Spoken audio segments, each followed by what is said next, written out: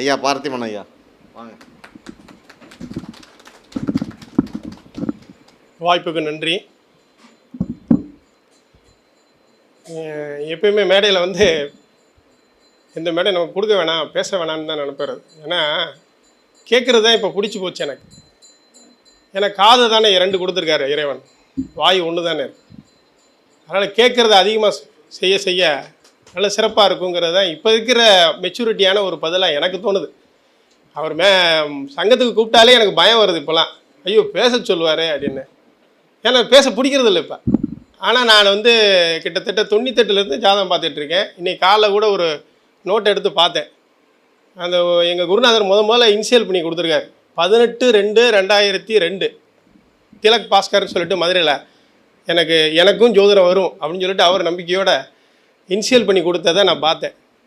So இந்த மாதிரி ஆண்டுகள் பலமானாலும் சரி, வயதுகள் பல ஓடினாலும் சரி, இன்றைக்கி இருக்கக்கூடிய ஜோதிட ஹப்பில் என்னத்தை பேசுகிறதுங்கிறது பயம் வருது. அந்த அளவுக்கு டேட்டாஸ் இருக்குது. எதை பேசுனாலும் ஒரு சலிப்பு வருது. இது ஏற்கனவே தெரிஞ்சிருக்கேன், எதை பேசுனாலும் இது ஏற்கனவே முடிஞ்சதா, எதாவது தெரிஞ்சது தாங்க, எதாவது கிராஸ் பண்ணதாங்கன்னு. என்னுடைய தனித்துவம் எப்படின்னு கேட்டிங்கன்னா, அந்த சூரியன் சுக்கிரன் கேட்ப மாதிரி வித்தியாசமாக இருக்கணும், ஒரு அனுபவமாக இருக்கணும். வித்தியாசமாக கூட இருக்காட்டினா கூட அனுபவமாக இருக்கணும். அனுபவத்தான விஷயத்தை மட்டும்தான் கருத்தரங்களை பேசணும். கேப் விட்டு கூட அதிகமாக பேசிக்கலாம். அடுத்தடுத்து மாதம் நம்ம பேசி ஆகணுங்கிற கட்டாயம்னா கிடையவே கிடையாது இந்த உலகத்தில். நம்ம தான் கட்டாயப்படுத்திக்கிறோம். மாதாந்திர கருத்தரங்கம்னு நம்ம தான் கட்டாயப்படுத்திக்கிற மொழிச்சு. அது மாதாந்திரம்னா கிடையாது. தொடர்ந்துச்சுன்னா டெய்லி கூட பேசலாம், இல்லைன்னா பேசாமல் கூட இருக்கலாம்.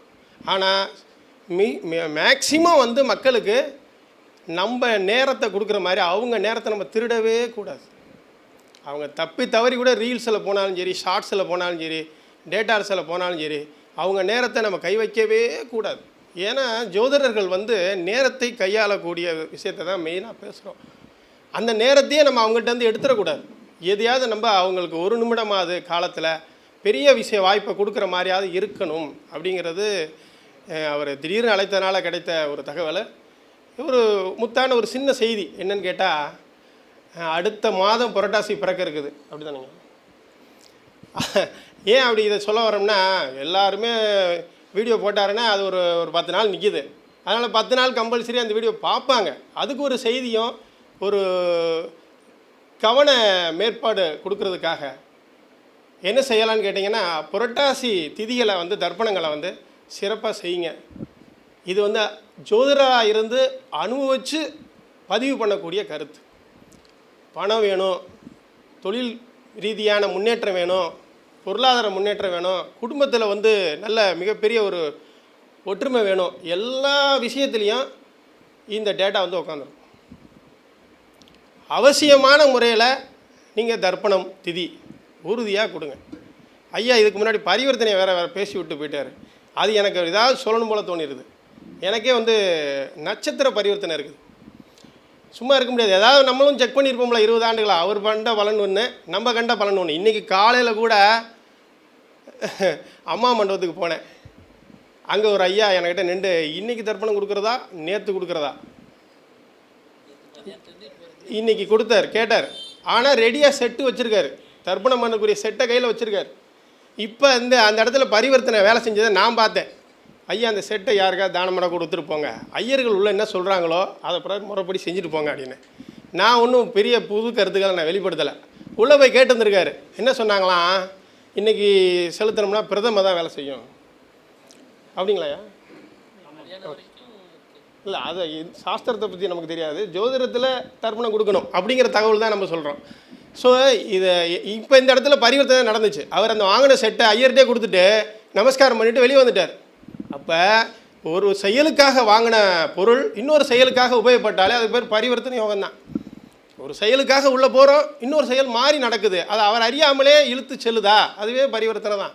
ஸோ அது வந்து வேலை செய்யாமனா இருக்காது, செய்யுங்கிறது தான். இம்மிடியேட்டாக சொல்கிறதுக்கு ஒரு சாட்சி வேணும், கட்ஸ் வேணும். அதனால சொல்லியாச்சு. சரிங்களா மேடம்? வேறு இந்த வாய்ப்புக்கு நன்றி பாராட்டி மேலும் ஜோதர் சரி ஏதோ நீங்கள் வந்து பரிவர்த்தனை வேலை செய்யாதுன்னு சொன்னதுக்கு தான் இங்கே டிபேட்டு. ஆனால் எந்த கிரகம் பரிவர்த்தனை, எல்லா கிரகமும் பரிவர்த்தனை வேலை செய்யும். ஆனால் அதோட காரகத்துவத்தை இம்ப்ளிமெண்ட் பண்ணியே தீரும். ஒரு எங்கள் வீட்டில் ஒரு டாக்டரை பார்க்க போகிறாங்க. பார்க்க போகும்போது ஒரு கிளினிக் பேர், இதெல்லாம் இந்த பப்ளிக்கில் கரெக்டாகவே சொல்லக்கூடாதுல்ல, நம்ம மறைமுகமாக தானே சொல்லணும். அந்த கிளினிக்கில் அந்த டாக்டர் பாயிண்ட் அவுட் பண்ணக்கூடிய டாக்டர் இல்லை, இன்னொரு டாக்டர் இருக்காங்க, அசிஸ்டன்ட் டாக்டர் இருக்காங்க. அவங்ககிட்ட தான் ட்ரீட்மெண்ட் பார்த்துட்டு வந்தாங்க.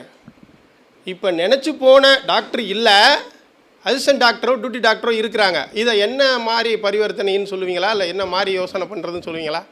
எனக்கு நான் அண்ணன் சொன்னதில் புரிஞ்சுட்டு என்னதுன்னா, பரிவர்த்தனைக்கு ஓகே, அதுக்கு ஈக்குவாலிட்டியான கிரகங்கள் வந்து இப்போ சூரியன் இருக்குன்னா அதுக்கு ஈக்குவாலிட்டியான குணங்கள் இதுதாங்க பரிவர்த்தனை. ஒரு செயலை சுமந்துட்டு போகிற அந்த செயல் நடக்காமல் மாற்று சிந்தனையாக மாற்று செயலாக நடக்குது. அது நல்ல செயலாக நடந்தால் பாவ தொடர்பு நல்ல தொடர்பு, கெட்ட செயலாக திறந்தால் பாவ தொடர்பு கெட்ட தொடர்பு. இதுதான் பதிவு.